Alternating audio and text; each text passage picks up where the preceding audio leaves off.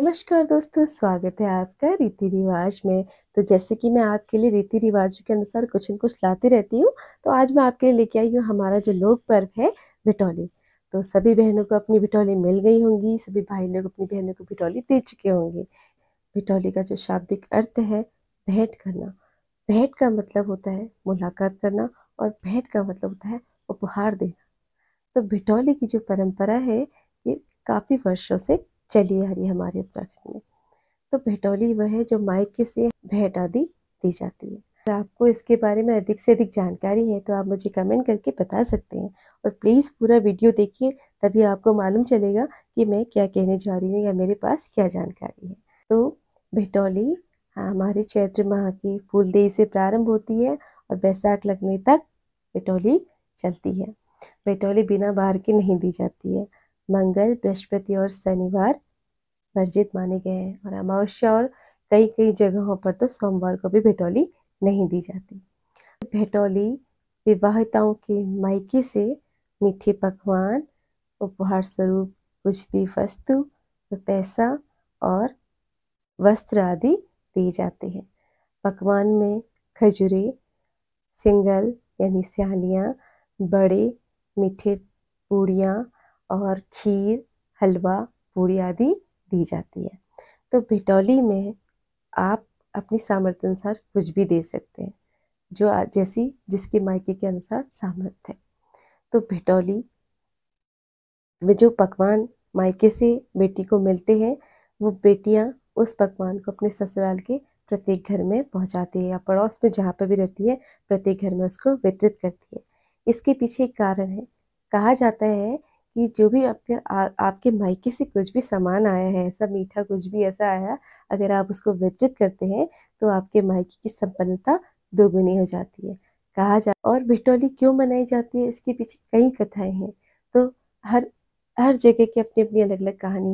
सैकड़ों वर्ष पूर्व एक विधवा महिला ने अपनी बेटी का विवाह काफी दूर गांव में कर दिया था। तो वो अकेली होने की वजह से उस बेटी से मुलाकात नहीं कर पाई। उसका एक छोटा भाई था, वो थोड़ा बड़ा हुआ तो उसने कहा कि माँ, हम अपनी बहन से मिलने क्यों नहीं जाते, वो क्यों नहीं आती है।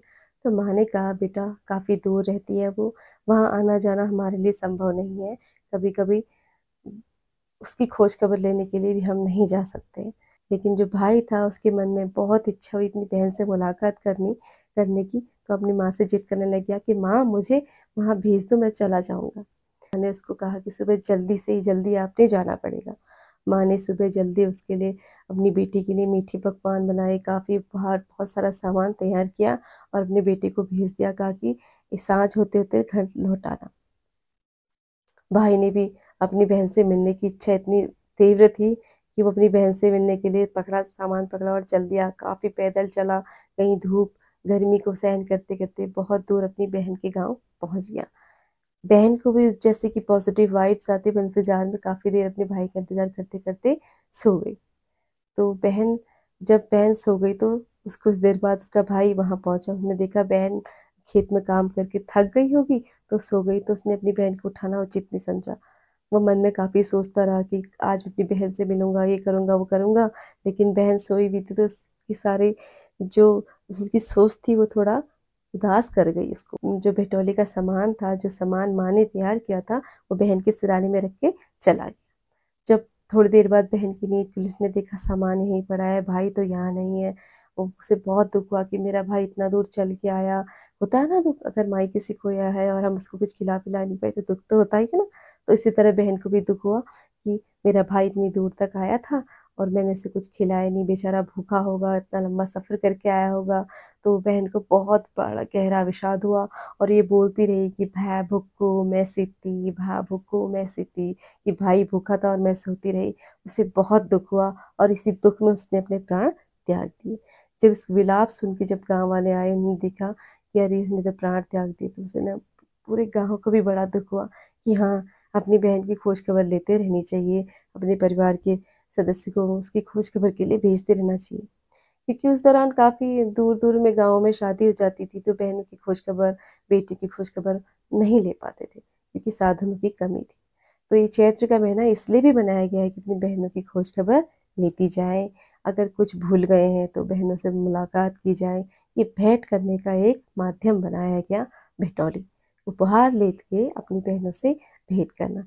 तो बहुत ही सुंदर नियम है, बहुत ही सुंदर रिवाज है, जो हमें इसको आगे लेके जाना है। तो जो भटोली है उसमें भाई लोग अपनी सामर्थ्य के अनुसार अपनी बहनों को पकवान या ईंधन जो भी है देते हैं। बहनों ने भी अपने भाइयों के अनुसार से भाइयों की ओर से जो भी उनको उपहार मिलता है उसको सहर्ष और सच्चे मन से स्वीकार करना चाहिए। और बहनों ने आशीर्वाद देना चाहिए कि भाई तुम संपन्न हो, तुम्हारा अच्छा घर परिवार हो।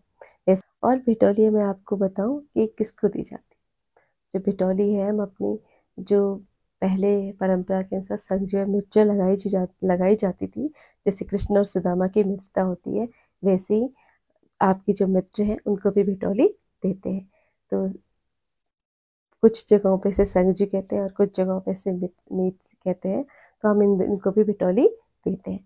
तो भटोली बहुत ही सुंदर परंपरा है। इस भटोली को जब हम अपनी बहनों को, बेटियों को, अपनी बुआओं को, अपनी भदेयों को देते हैं तो हम भटोली सीधे देवी को अर्पित करते हैं, सीधे देवी के चरणों में अर्पण करते हैं। कहा जाता है कि भटोली में आपने जो भी दिया है उसका दुगना आपको देवी देती है, ऐसा है।